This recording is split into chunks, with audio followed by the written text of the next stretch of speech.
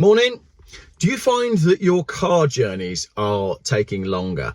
Everywhere you go, whether you're driving to work, whether you're doing the school run, whether you're going on holiday, do you find that everything seems to be taking a lot longer than it used to? And if you do, then you're not alone.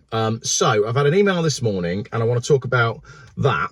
I asked AI some questions, but also I then want to talk about the fact that part of the reason that driving is taking longer than it used to is because the government are trying to get us out of our cars without offering any viable actual transport alternatives, which I think personally, because I'm a conspiracy theorist who wears a tinfoil hat.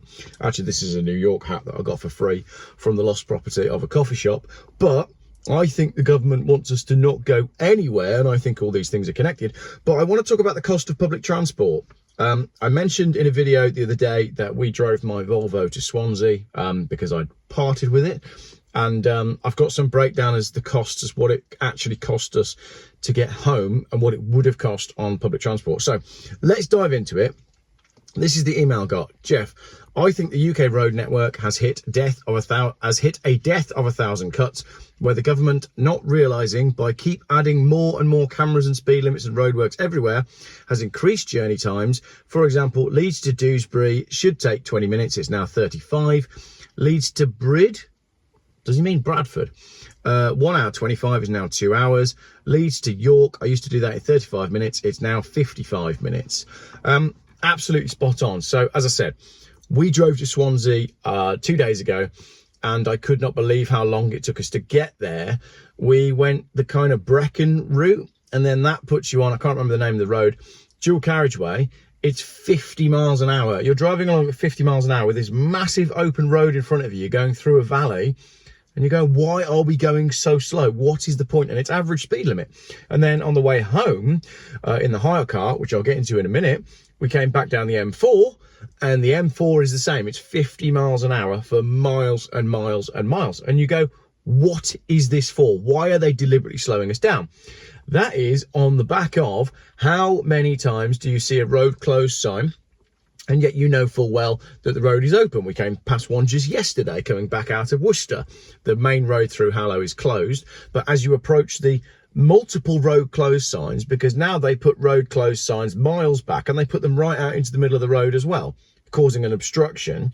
And then when you get to the road closed sign, you wait for a guy to come through and you say to him, is it actually open? And he'll go, yeah, you can actually get through. So you'll go through anyway. So why is the road closed? Then the other thing is, when the road is genuinely closed, so not far from us the other day, there was some Severn Trent were doing some work, and I saw that they got one lane closed, so there's traffic lights, and I saw the Severn Trent van, and there's water going down the road. And then the next time I went through, the van's gone, the water's gone, the traffic lights are still there. And the next time, and the next time.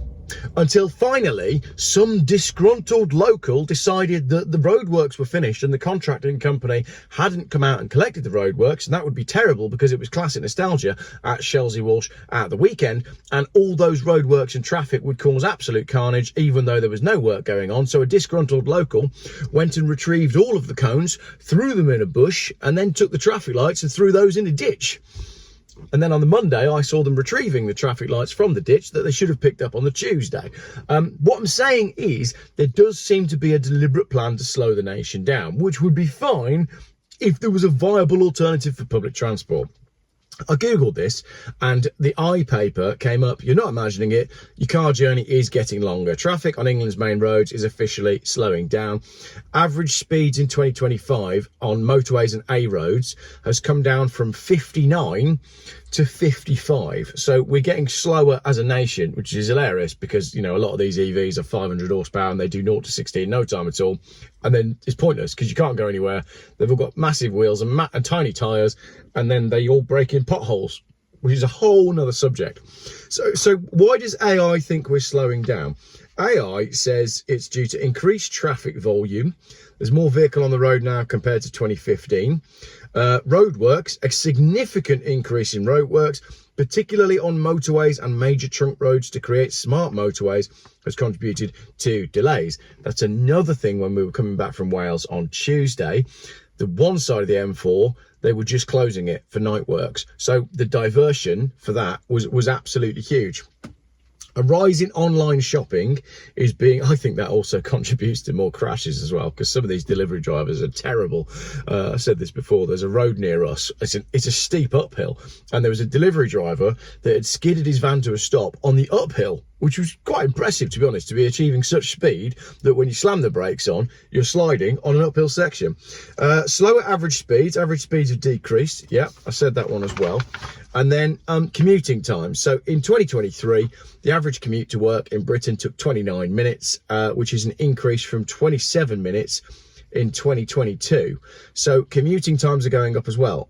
How long is your commute to work? Because I think it's much longer. So the average at the minute is 26 minutes by car, 37 by bus, and 64 by national rail. Does that not tell you everything that you need to know? The infrastructure in this country, considering we're meant to be this like advanced Western country that, you know, conquered the world and we built railways everywhere. And yet, what have we actually built that has been any good recently?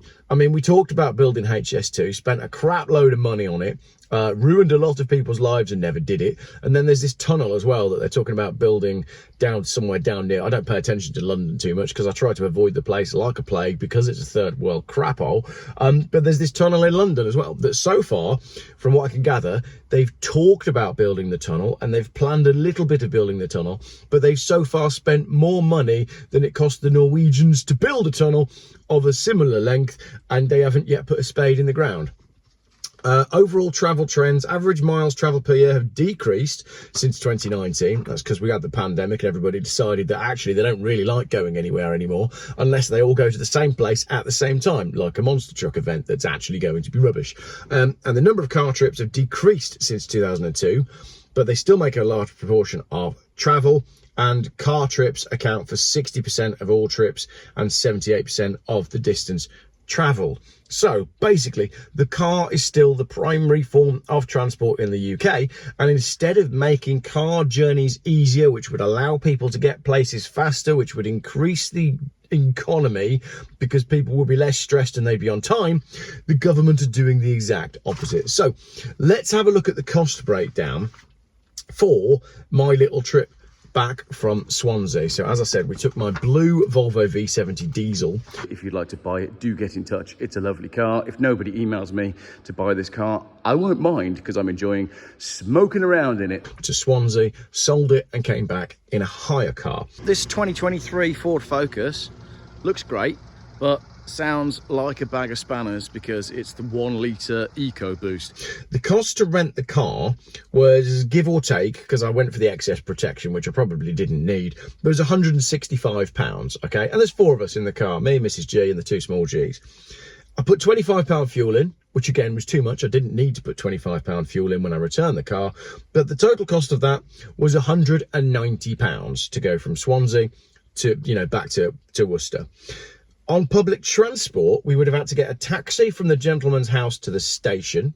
We would have then had to jump on a train from Swansea to Worcester and then to Droitwich. And then we would have had to get a taxi back to the house. It was telling me that the taxi was going to be 13 quid, but that's not correct. The taxi, the actual quote I got was £47. So £16 for a taxi to the station, £162 for the train, and then £47 for the taxi. The total's £225, which means it would have been £35 more expensive for me to do that trip on public transport, notwithstanding the fact that it would have taken hours longer and we wouldn't have been in the comfort of our own air-conditioned car because it was raining and terrible weather, but it was warm at the same time. So the aircon was welcome. We would have been on public transport with public people. And, you know, in 2022, we don't really like people anymore, do we? So that's it. Let me know what you think in the comments of the general cost of public transport. I find it embarrassing that as a Western country, our public transport system is such a shambles. I should also mention that the other day, do you remember I had the Peugeot Partner Quicksilver? Well, that ended up going to a chap who lives in Brecon, who bought it because his local bus service was cancelled and he had no way of getting into the town other than calling taxis.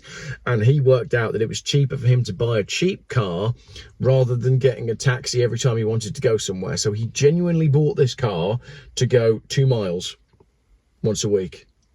which is madness considering that we're in 2025 and we're supposed to be an advanced nation. But we know that behind the veneer of the British flag, which you're no longer allowed to fly, we are a crumbling nation that is a shadow of its former self. And I can't see any chance of it getting better, and especially when you look at how much the UK is spending on servicing their national debt every year. Like, at what point is there going to be spare money to do stuff when we're really busy servicing the national debt, giving money to foreign nations and giving money to foreign nationals who have come over here and need 3 meals a day that apparently we have to pay for?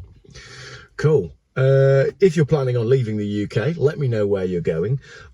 We've got a couple of things up our sleeve, so I guess we'll see. Got to finish the motorhome.